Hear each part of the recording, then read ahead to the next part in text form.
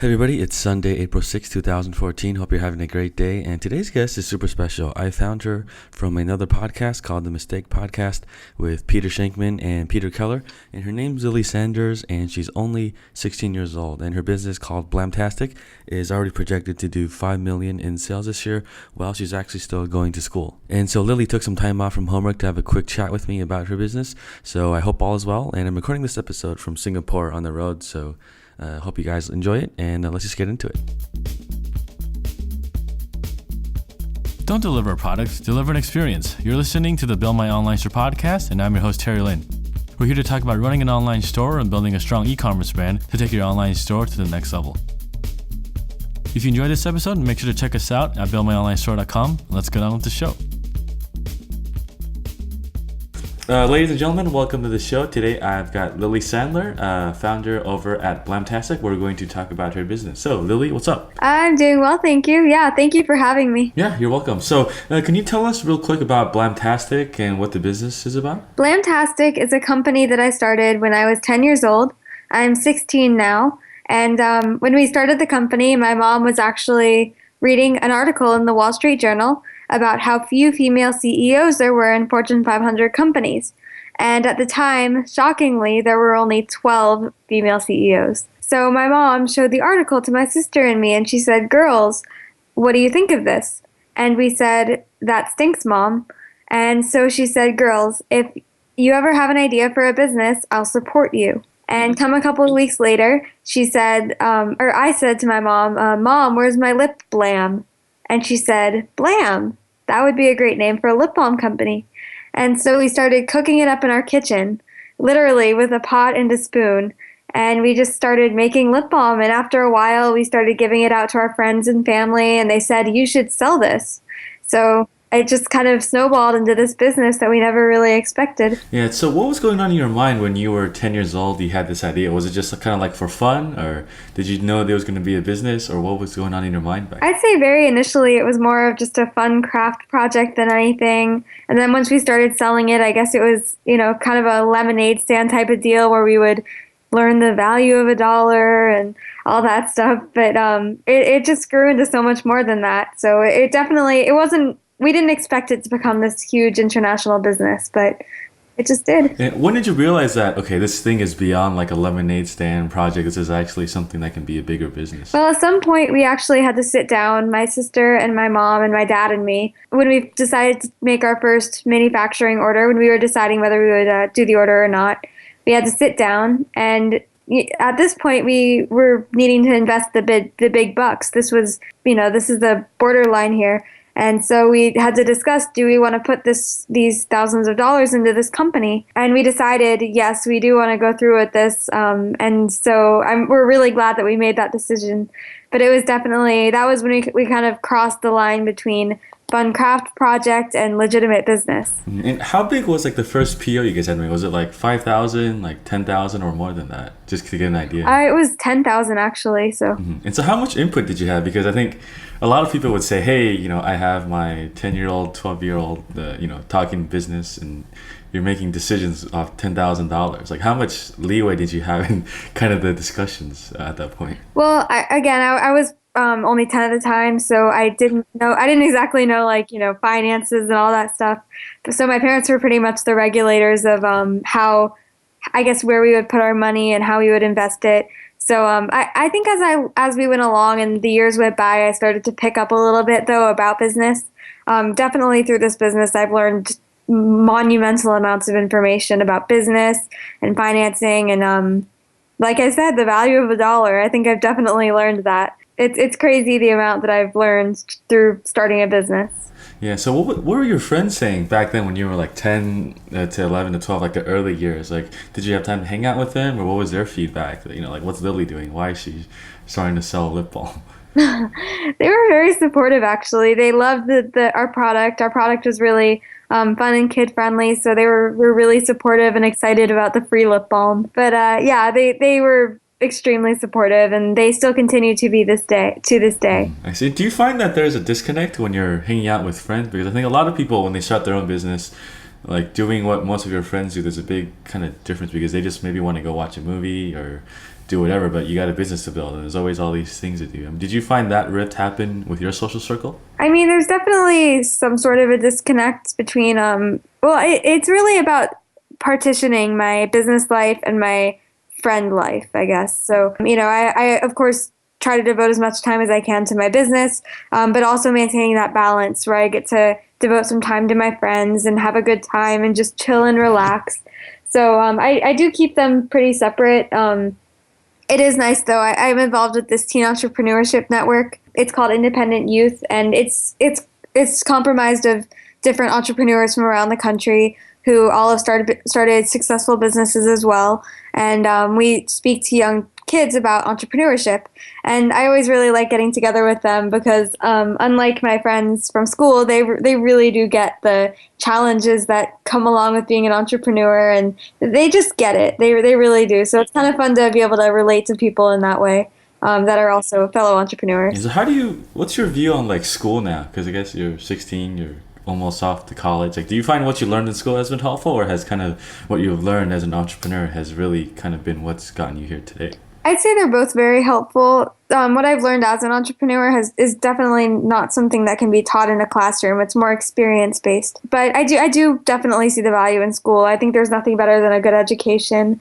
I definitely I'm planning on going to college for sure. And I do like school. I find certain subjects more interesting than others, perhaps. But yeah, school and education, very important. Okay, very cool, very cool. So let's go into the business a little bit. So how big is your team right now? Right now, we're slowly building a team. We actually just appointed a new president of sales. We're up to about 5 people now, and we're growing each day. We do outsource all of our manufacturing and all of our bookkeeping and all of those types of things. So that our core team doesn't consist of the manufacturing aspects or any of those other aspects, but or the graphic design aspects. But our current direct employees are 5 people. Mm-hmm. I see. And do you deal with the manufacturing stuff starting out, or how did you kind of ramp that up? Like I guess I'm trying to figure out when you started out, like what was the balance between you doing all the day-to-day stuff and kind of your parents helping in with the whole thing too? Well, when we very first started out, we cooked the product up in our kitchen. So I'd say for the first 2 years at least, we were cooking it up in our kitchen. But at a certain point, we did need to find a manufacturing company. Also, my mom took on the role as CEO, so she kept everything going while I was at school. So we quickly learned our positions in the company. My dad, for quite a few years, was the FedEx guy who would drop off the packages at the FedEx store, so that was his role. And our favorite part of the business is product development still to this day. So for all 6 years that we've been doing this company, we've been doing all the product development ourselves. You mentioned on Peter's podcast how you went to this trade show and someone said, "Oh, that's cute, little girl." And I guess they didn't take you seriously. And are you finding that's changing as you get older now and the business is more mature and it's actually been around for 10 years now? I think it's getting better slowly as I growing up. I mean, people are going to probably likely take a 16-year-old much more seriously than they would take a 11 or 12-year-old girl. But it's definitely still a challenge. When I speak to people, they often, until I start talking, they think that they're talking to a young person who doesn't know what she's talking about. But so it's definitely still a challenge. It is getting better as we grow our company and we show our stuff. We prove what we're capable of. Awesome. All right, and so let's go into your products a little bit. So I understand you have lip balm for guys and girls. What's like the top level kind of bird's eye view of all your products? We are focused on lip balm, of course. We have 2 lines. We have a line for boys and a line for girls. Our lip balms, they're really good stuff. They're all naturally based. They have SPF 15, and they're of course made in the USA. All of our products are USA made. We want to keep it local manufacturing. And we also have something unique to our company is we have these little lip balm sleeves, and you can put the lip balm in the sleeve and you can clip it onto your purse or your belt loop or your jacket zipper. And our goal at Blamtastic is to eliminate that constant finding your lip balm in the washing machine. So you never lose your lip balm and that never happens again. So with those clips, we want to eliminate that altogether. And also we're expanding into several other different product lines in the meantime. We just launched a new baby line called Baby Booty Blamtastic. It's a diaper rash stick where you can just rub the diaper rash cream onto the baby's bottom, almost like a deodorant stick, rather than having to use the gross cream and applying it directly. And so yeah, we have several different product lines that we're still working on. So what's the marketing message for both guys and girls? Because I know guys, they don't like using lip balm. Probably most of them are just like, why do I need this stuff? I'm a guy. So how is the marketing message different for both kind of demographics or your customers? Well, for the boys' flavors, we like to make them more edgy and potent and things, whereas with the girls, they're more fruity and sweet. With the boys do use lip balm. They just don't want to use girly lip balm. It's true. They really do use it, whether they'll admit it or not.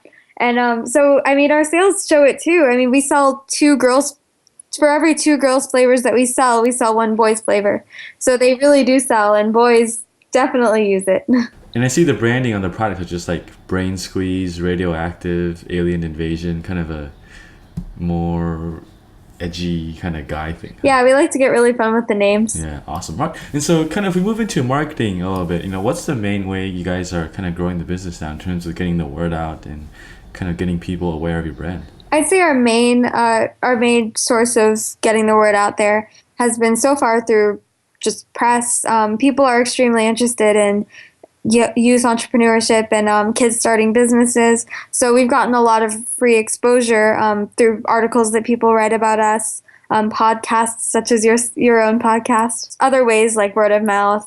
We have a Facebook page. We lots of social media and press. Gotcha. And so you've been in this business 6 years for now. Like, what do you think has been the biggest challenges growing it over the past few years? I'd say the biggest challenge, one of the many challenges that we've had to face, is surrounding ourselves with the right people.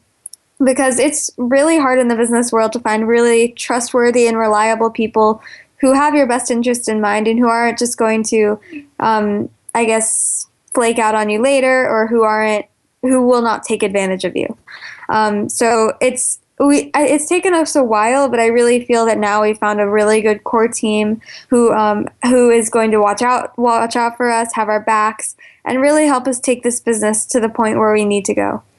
So yeah, it's difficult, but it can be done.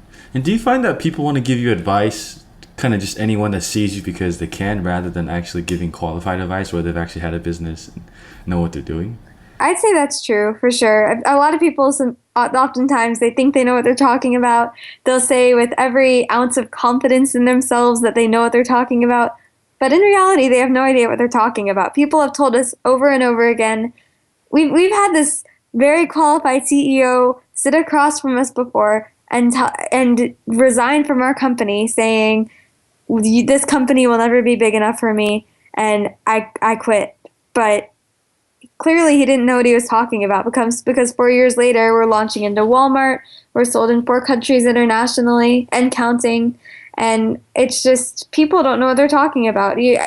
Oftentimes business can be subjective, and what a business is capable of is really dependent upon its leadership and what people do with the business. A great idea is a great idea, but what people do with that great idea is what makes the business. Yeah, and I think in the end, even like I talk to a lot of people, maybe they're doing well, maybe they're still starting out, but no one knows what's going to happen 6 months from now, and exactly. It's just figuring it out as you go along. Yeah, that's for sure. I mean, what can you see into the future with your crystal ball?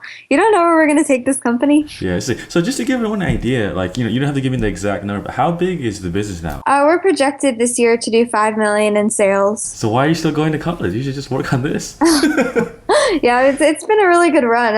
It's definitely taken on a mind of its own, this business. Yeah, awesome. All right, and so just to wrap things up a bit, do you read any books on the spare time, kind of business books that you'd recommend?